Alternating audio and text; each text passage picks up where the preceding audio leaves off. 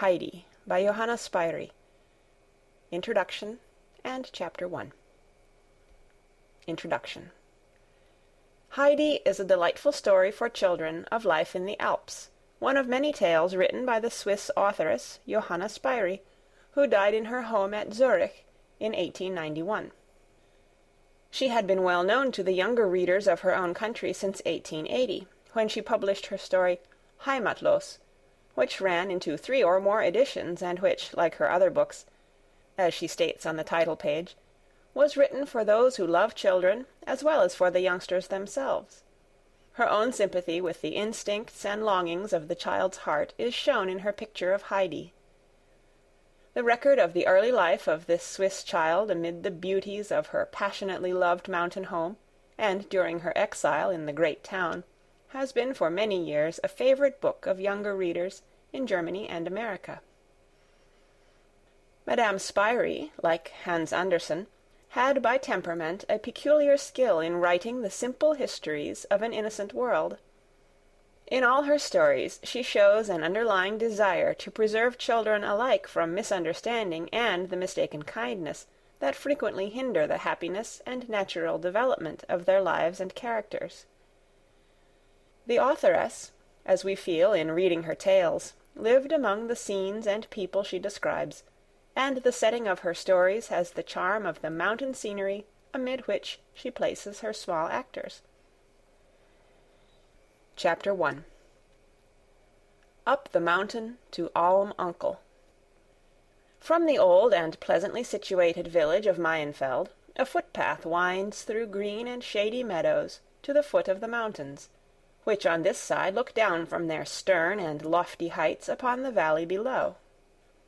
The land grows gradually wilder as the path ascends, and the climber has not gone far before he begins to inhale the fragrance of the short grass and sturdy mountain plants, for the way is steep and leads directly up to the summits above.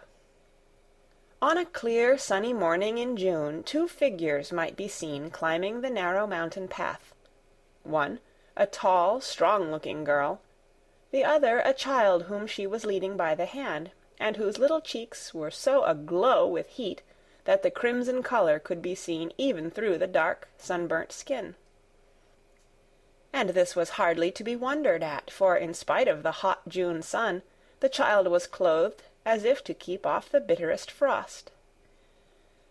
She did not look more than 5 years old, if as much, but what her natural figure was like, it would have been hard to say, for she had apparently 2, if not 3 dresses, one above the other, and over these a thick red woolen shawl wound round about her, so that the little body presented a shapeless appearance as, with its small feet shod in thick nailed mountain shoes, it slowly and laboriously plodded its way up in the heat. The 2 must have left the valley a good hour's walk behind them when they came to the hamlet known as Dorfli, which is situated halfway up the mountain. Here the wayfarers met with greetings from all sides, some calling to them from windows, some from open doors, others from outside, for the elder girl was now in her old home. She did not, however, pause in her walk to respond to her friends' welcoming cries and questions, but passed on without stopping for a moment until she reached the last of the scattered houses of the hamlet. Here a voice called to her from the door. "Wait a moment, Dete. If you are going up higher, I will come with you." The girl thus addressed stood still, and the child immediately let go her hand and seated herself on the ground. "Are you tired, Heidi?" asked her companion. "No, I am hot," answered the child. "We shall soon get to the top now. You must walk bravely on a little longer, and take good long steps, and in another hour we shall be there," said Dete in an encouraging voice. They were now joined by a stout, good-natured-looking woman, who walked on ahead with her old acquaintance, the 2 breaking forth at once into lively conversation about everybody and everything in Dorfli and its surroundings, while the child wandered behind them. "And where are you off to with the child?" asked the one who had just joined the party. I suppose it is the child your sister left." "Yes," answered Dete. "I am taking her up to uncle, where she must stay." "The child stay up there with Alm uncle? You must be out of your senses, Dete. How can you think of such a thing? The old man, however, will soon send you and your proposal packing off home again." "He cannot very well do that, seeing that he is her grandfather. He must do something for her. I have had the charge of the child till now, and I can tell you, Barble, I am not going to give up the chance which has just fallen to me of getting a good place, for her sake.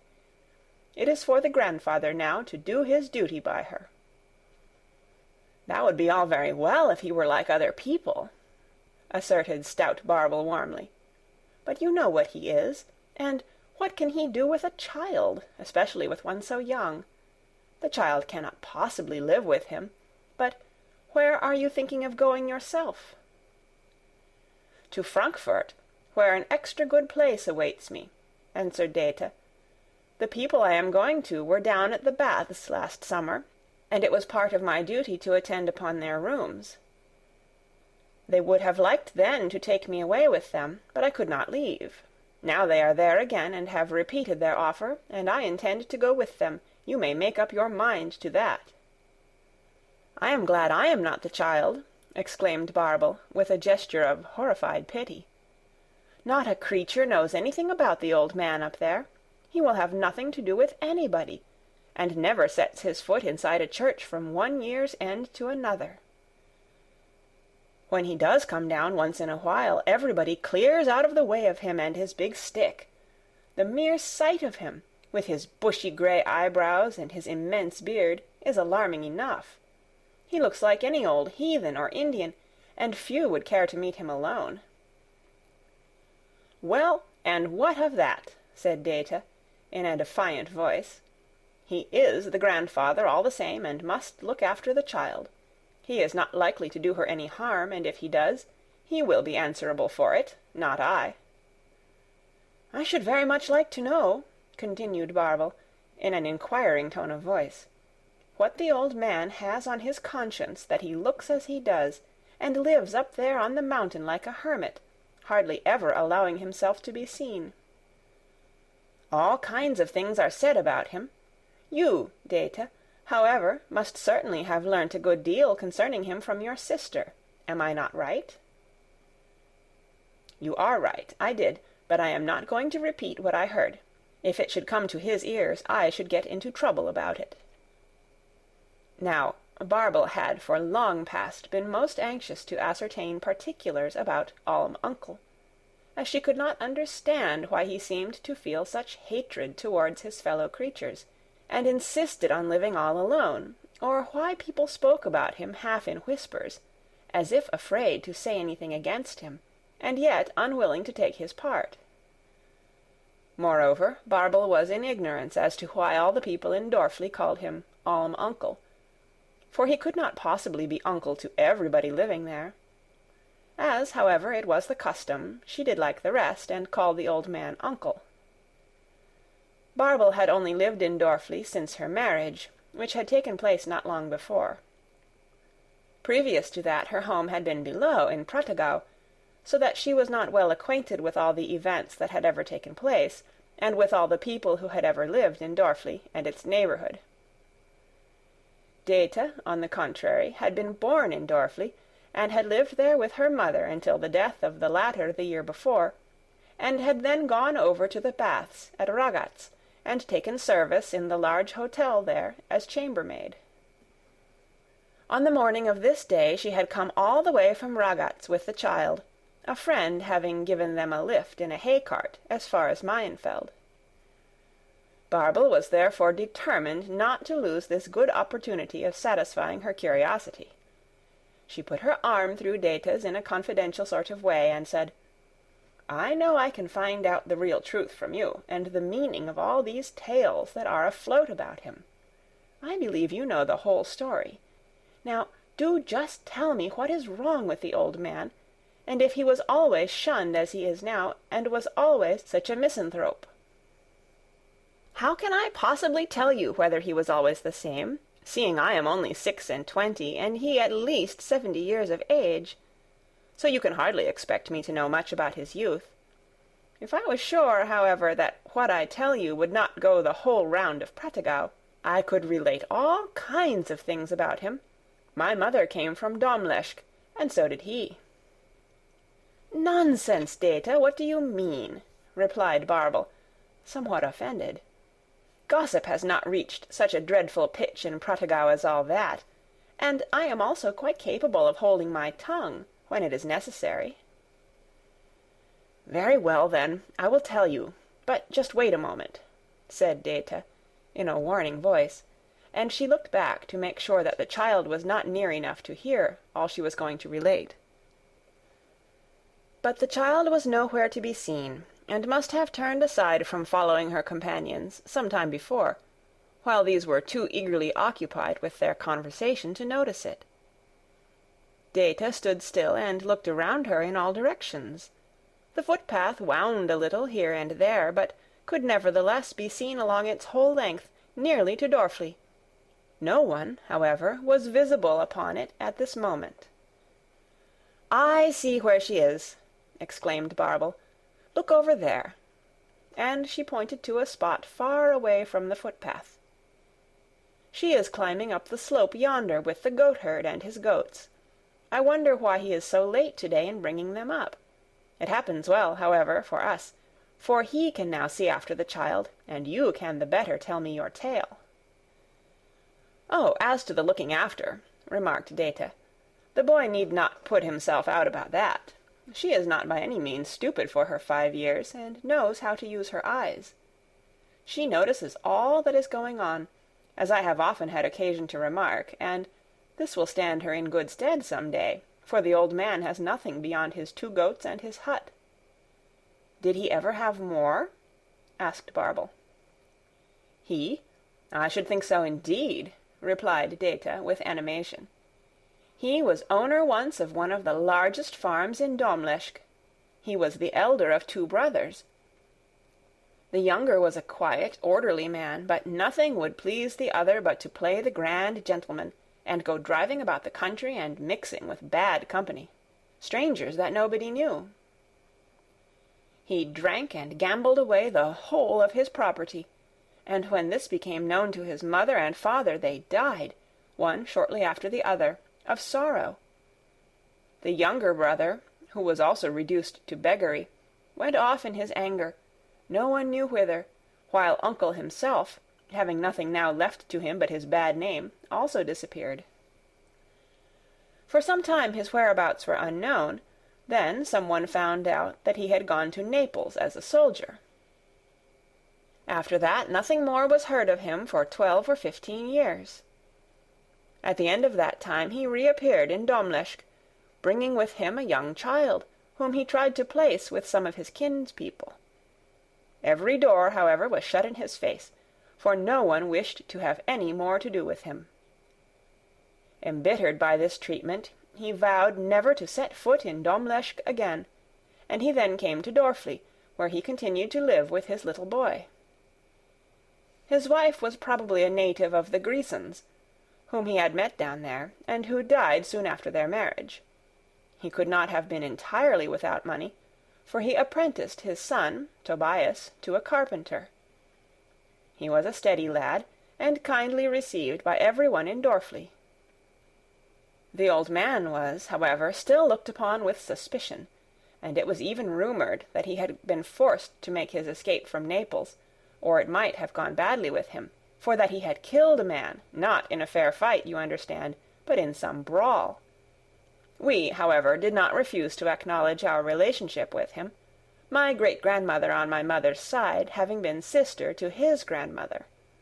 So we called him uncle, and as through my father we are also related to nearly every family in Dorfli, he became known all over the place as uncle. And since he went to live on the mountain side, he has gone everywhere by the name of Uncle. "And what happened to Tobias?" asked Barble, who was listening with deep interest. "Wait a moment, I am coming to that, but I cannot tell you everything at once," replied Dete. Tobias was taught his trade in Mells, and when he had served his apprenticeship, came back to Dorfli and married my sister Adelheid. They had always been fond of one another, and they got on very well together after they were married. But their happiness did not last long. Her husband met with his death only 2 years after their marriage, a beam falling upon him as he was working, and killing him on the spot. They carried him home, and when Adelheid saw the poor disfigured body of her husband, she was so overcome with horror and grief that she fell into a fever, from which she never recovered. She had always been rather delicate, and subject to curious attacks, during which no one knew whether she was awake or sleeping. And so 2 months after Tobias had been carried to the grave, his wife followed him. Their sad fate was the talk of everybody far and near, and both in private and public the general opinion was expressed that it was a punishment which uncle had deserved for the godless life he had led. Some went so far even as to tell him so to his face. Our minister endeavored to awaken his conscience, and exhorted him to repentance, but the old man grew only more wrathful and obdurate, and would not speak to a soul, and everyone did their best to keep out of his way. All at once we heard that he had gone to live up the Alm, and did not intend ever to come down again, and since then he has led his solitary life on the mountain-side, at enmity with God and man. Mother and I took Adelheid's little one, then only a year old, into our care. When Mother died last year, and I went down to the baths to earn some money, I paid old Ursel, who lives in the village just above, to keep and look after the child. I stayed on at the baths through the winter, for as I could sew and knit, I had no difficulty in finding plenty of work, and early in the spring the same family I had waited on before returned from Frankfurt, and again asked me to go back with them. And so we leave the day after tomorrow, and I can assure you it is an excellent place for me." "And you are going to give the child over to the old man up there? It surprises me beyond words that you can think of doing such a thing, Dete," said Barbel, in a voice full of reproach. "What do you mean?" retorted Dete. "I have done my duty by the child, and what would you have me do with it now? I cannot certainly take a child of 5 years old with me to Frankfurt. But where are you going to yourself, Barbel?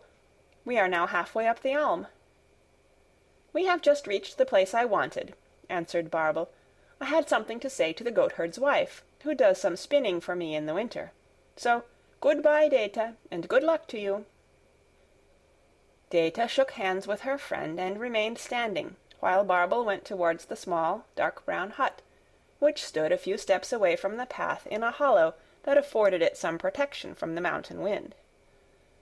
The hut was situated halfway up the Alm, reckoning from Dorfli, and it was well that it was provided with some shelter, for it was so broken down and dilapidated that even then it must have been very unsafe as a habitation, for when the stormy south wind came sweeping over the mountain, everything inside it, doors and windows, shook and rattled, and all the rotten old beams creaked and trembled. On such days as this, had the goatherd's dwelling been standing above on the exposed mountain-side, it could not have escaped being blown straight down into the valley without a moment's warning. Here lived Peter, the 11-year-old boy who every morning went down to Dorfli to fetch his goats and drive them up onto the mountain, where they were free to browse till evening on the delicious mountain plants. Then Peter, with his light-footed animals, would go running and leaping down the mountain again until he reached Dorfli, and there he would give a shrill whistle through his fingers, whereupon all the owners of the goats would come out to fetch home the animals that belonged to them. It was generally the small boys and girls who ran in answer to Peter's whistle, for they were none of them afraid of the gentle goats, and this was the only hour of the day through all the summer months that Peter had any opportunity of seeing his young friends, since the rest of his time was spent alone with the goats. He had a mother and a blind grandmother at home, it is true, but he was always obliged to start off very early in the morning, and only got home late in the evening from Dorfli, for he always stayed as long as he could, talking and playing with the other children, and so he had just time enough at home, and that was all, to swallow down his bread and milk in the morning, and again in the evening to get through a similar meal, lie down in bed and go to sleep. His father, who had been known also as the goatherd, having earned his living as such when younger, had been accidentally killed while cutting wood some years before. His mother, whose real name was Brigitta, was always called the goatherd's wife, for the sake of old association, while the blind grandmother was just grandmother to all the old and young in the neighborhood. Dete had been standing for a good 10 minutes, looking about her in every direction for some sign of the children and the goats. Not a glimpse of them, however, was to be seen, so she climbed to a higher spot, whence she could get a fuller view of the mountain as it sloped beneath her to the valley, while, with ever-increasing anxiety on her face and in her movements, she continued to scan the surrounding slopes. Meanwhile the children were climbing up by a far and roundabout way, for Peter knew many spots where all kinds of good food, in the shape of shrubs and plants, grew for his goats, and he was in the habit of leading his flock aside from the beaten track. The child, exhausted with the heat and weight of her thick armor of clothes, panted and struggled after him at first with some difficulty. She said nothing, but her little eyes kept watching first Peter, as he sprang nimbly hither and thither on his bare feet, clad only in his short, light breeches, and then the slim-legged goats that went leaping over rocks and shrubs and up the steep ascents with even greater ease. All at once she sat herself down on the ground, and as fast as her little fingers could move, began pulling off her shoes and stockings. This done, she rose, unwound the hot red shawl, and threw it away, and then proceeded to undo her frock. It was off in a second, but there was still another to unfasten, for Dete had put the Sunday frock on over the everyday one, to save the trouble of carrying it. Quick as lightning the everyday frock followed the other, and now the child stood up, clad only in her light, short-sleeved undergarment, stretching out her little bare arms with glee. She put all her clothes together in a tidy little heap, and then went jumping and climbing up after Peter and the goats as nimbly as any one of the party. Peter had taken no heed of what the child was about when she stayed behind, but when she ran up to him in her new attire, his face broke into a grin, which grew broader still as he looked back and saw the small heap of clothes lying on the ground, till his mouth stretched almost from ear to ear. He said nothing, however. The child, able now to move at her ease, began to enter into conversation with Peter, who had many questions to answer, for his companion wanted to know how many goats he had, where he was going to with them, and what he had to do when he arrived there. At last, after some time, they and the goats approached the hut, and came within view of Cousin Dete. Hardly had the latter caught sight of the little company climbing up towards her, when she shrieked out, "Heidi, what have you been doing? What a sight you have made of yourself! And where are your 2 frocks and the red wrapper? And the new shoes I bought, and the new stockings I knitted for you? Everything gone, not a thing left. What can you have been thinking of, Heidi? Where are all your clothes?"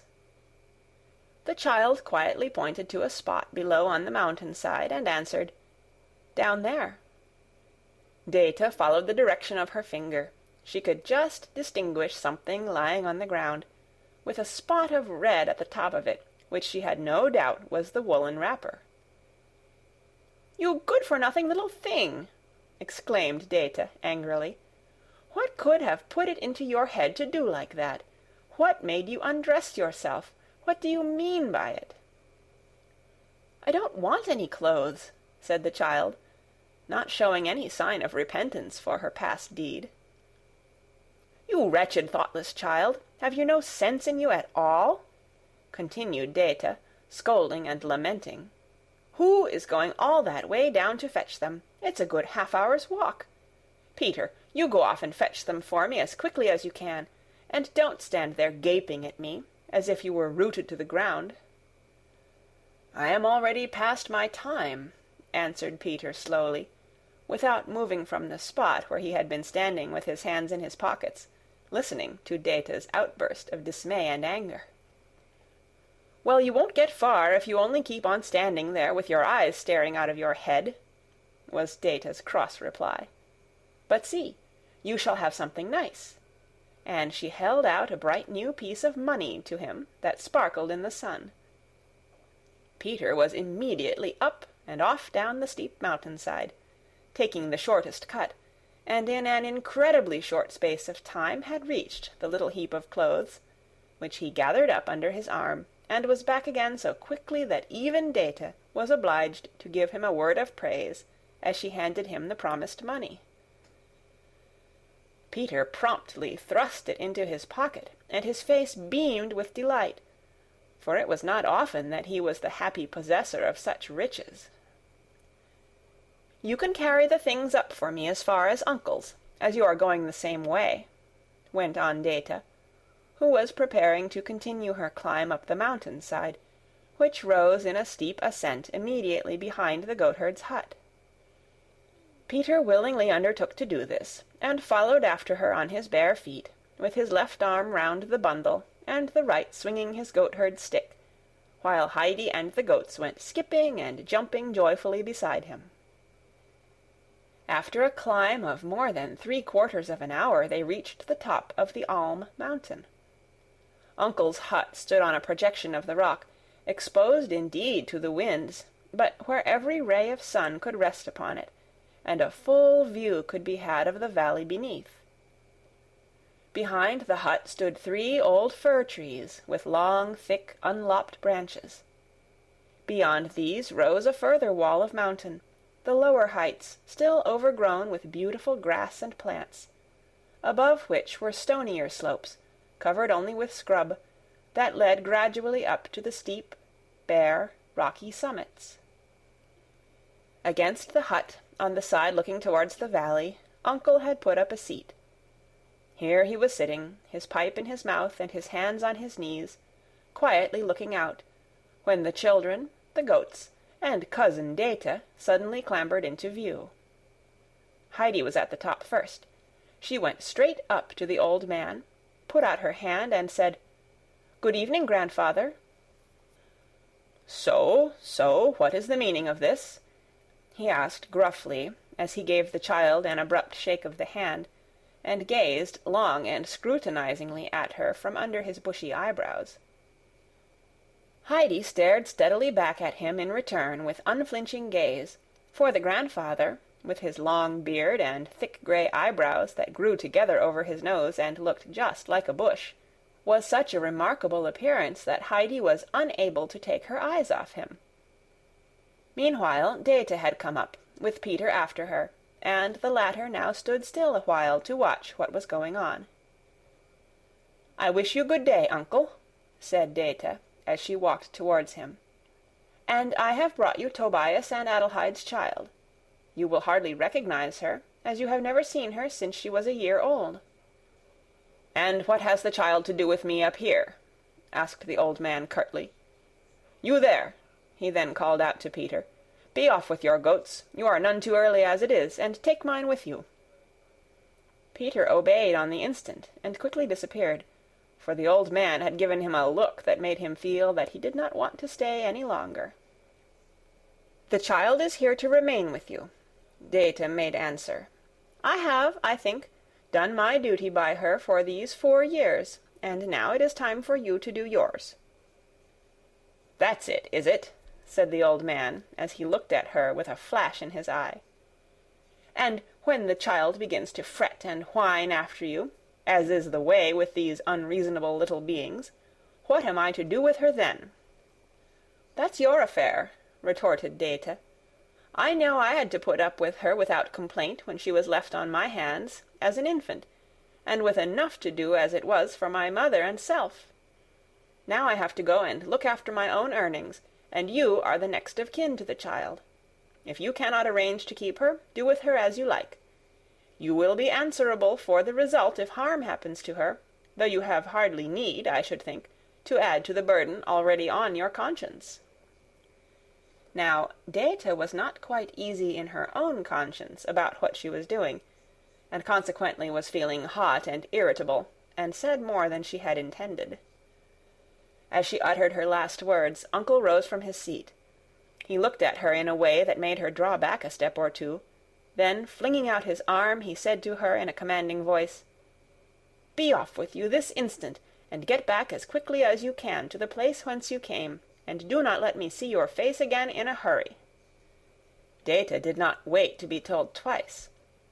"Good-bye to you, then, and to you too, Heidi," she called, as she turned quickly away and started to descend the mountain at a running pace, which she did not slacken till she found herself safely again at Dorfli, for some inward agitation drove her forwards as if a steam-engine was at work inside her. Again questions came raining down upon her from all sides, for every one knew Dete, as well as all particulars of the birth and former history of the child, and all wondered what she had done with it. From every door and window came voices calling, "Where is the child? Where have you left the child, Dete?" And more reluctantly Dete made answer, "Up there with Alm uncle. With Alm uncle, have I not told you so already?" Then the women began to hurl reproaches at her. First one cried out, "How could you do such a thing?" Then another, "To think of leaving a helpless little thing up there," while again and again came the words, "The poor mite, the poor mite," pursuing her as she went along. Unable at last to bear it any longer, Dete ran forward as fast as she could until she was beyond reach of their voices. She was far from happy at the thought of what she had done, for the child had been left in her care by her dying mother. She quieted herself, however, with the idea that she would be able to do something for the child if she was earning plenty of money, and it was a relief to her to think that she would soon be far away from all these people who were making such a fuss about the matter, and she rejoiced further still that she was at liberty now to take such a good place. End of Chapter 1. Read by Kara Schallenberg on March 1st, 2006, in Oceanside, California.